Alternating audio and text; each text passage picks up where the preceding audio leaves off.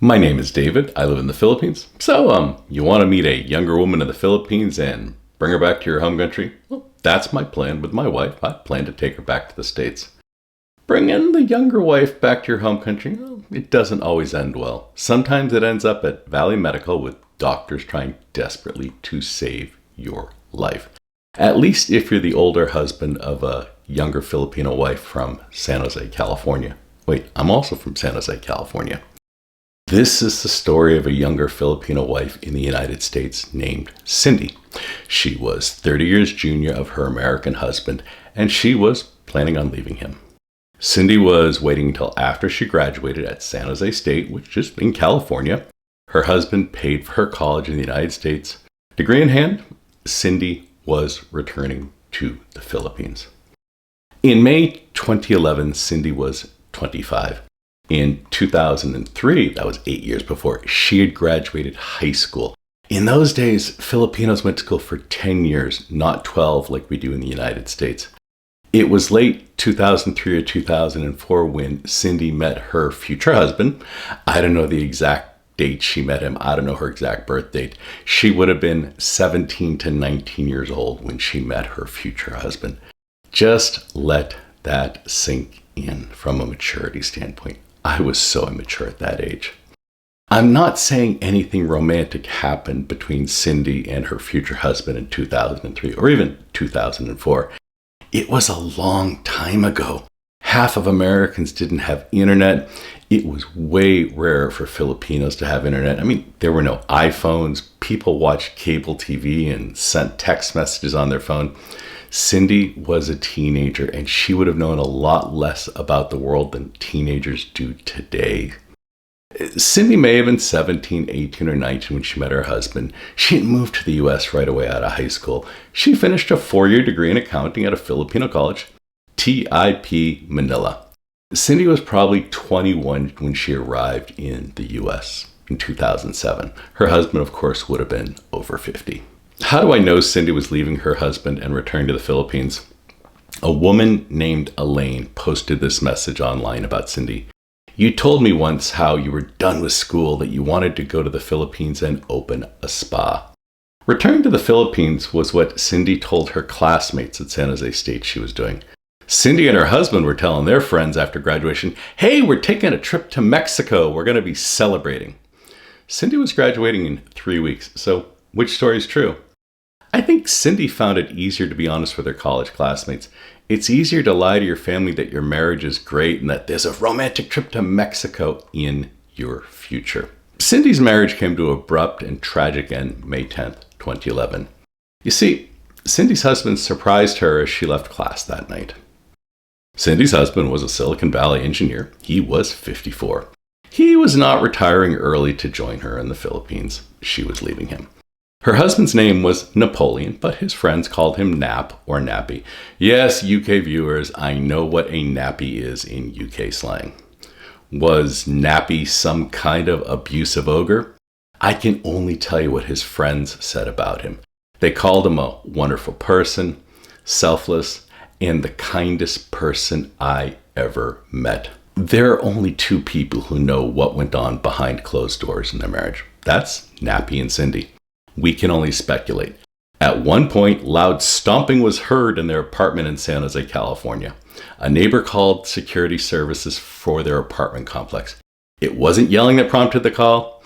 It was stomping, and the police weren't called. What is my relationship to Nappy and Cindy? Like Nappy, I'm a Silicon Valley engineer in my 50s. I also live in San Jose, and my wife is a Filipina, 30 years my junior. Like Cindy, my wife is planning on attending San Jose State. Nappy was divorced. In 2003, his 20-year marriage to his first wife ended. That would be the same year he met Cindy. Nappy's ex-wife was a Filipina. I was also married for 20 years to a Filipina. Well, before I remarried another Filipina who was younger. Nappy had a vehicle rental business in the Philippines. This is how he met his new wife, Cindy.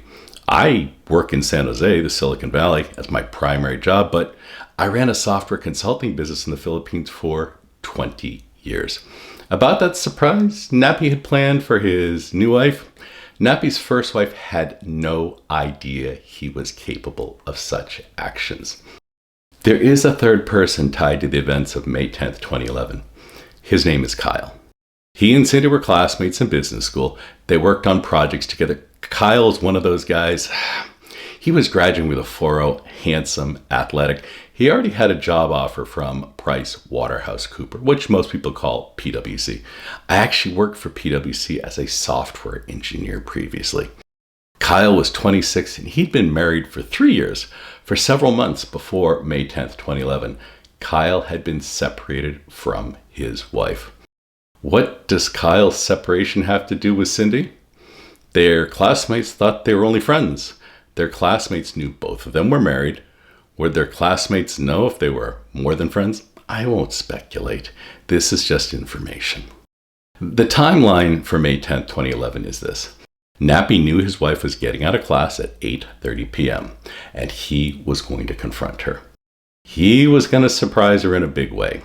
Did Nappy know Kyle would be there? Was that part of the surprise?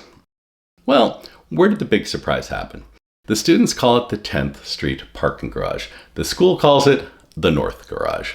My daughter and son-in-law are graduates from San Jose State, so I use the student name. My son-in-law started San Jose State fall 2011, the semester after Nappy's parking garage surprise. The parking garage is 6 stories in height. Nappy did not know exactly where his wife was parked. I'm going to guess he took the elevator to the 6th floor of the parking garage. He could then walk down floor to floor looking for the car using the key fob. Nappy and Cindy owned a black Mercedes. She was driving it that night. He was going to surprise his wife, so I rode the same elevator on the same day of the week at the same time of the day. I wanted to walk in Nappy's shoes. I've surprised my wife a few times. Flowers, a surprise birthday party, and our big surprise engagement. For Nappy and Cindy, and also Kyle, not that kind of surprise. This is the parking space where the Mercedes was parked. The Mercedes was parked on the 5th floor. Across from that row of cars are cement pillars. My best guess is this is where Nappy was waiting. He probably waited for an hour. He'd have given himself enough time to find the car, and likely he found it at 15 minutes and then had 60 minutes to kill. He had a lot of time to wait and imagine the worst. Class got out at 8:30 p.m. that evening. This is what the parking garage looks like at 8:30 p.m. on a Tuesday during the semester. This is what Cindy and Kyle's classmate Ling had to say about that night. I was walking right behind you and Kyle, crossing the intersection on that day. The school's north gate is on the other side of the street, and the parking garage is across the street. I know exactly that intersection. Their classmate Lorna said, "You see, I was 1 block away from the garage when it happened. I was waiting for a bus." Cindy and Kyle were not skulking. They were not behaving in a clandestine manner. Their classmates saw them walking into the parking garage and head to the elevator. Kyle could have been walking Cindy to her car. I have walked dozens of female classmates and coworkers to their car over the years. People were speculating Cindy was giving Kyle a ride home. If I walked a woman to the 5th floor, I'd likely let her give me a ride back down to the 1st floor. I mean, even if I was catching a bus home, it'd be better than me walking back and taking the elevator. You know, it's the kind of courtesy. You walk her to her car and she drops you off at the bus stop or maybe gives you a ride home. Kyle and Cindy got into the Mercedes sometime after 8:30 p.m. and, well, Nappy was waiting. Why the 5th floor? When I visited the school on that Tuesday night, I asked a male student about parking. He explained the lower floors are full when he arrives at 5 p.m. The students taking classes during the day fill up the lower floors. His classes are at night, so he parks most days on the 5th or 6th floor. When I asked him about May 10th, 2011, this guy had no idea the incident even happened in the parking garage. He was on the 5th floor at the same time too, so he didn't even know it happened on the 5th floor. The parking space is not some secluded parking space where a couple might try to hide and share a kiss. It's just a parking space halfway down a row. In my youth, I have made out in a parking garage. That was probably 40 years ago. This was not a make-out style parking space. Lorna, who was waiting for the bus a block away, heard the shots. It's a cement parking garage and not some building with soundproof windows. Unlike movies, gunshots are loud. Ling also would have heard the shots because she would have been a couple blocks away too.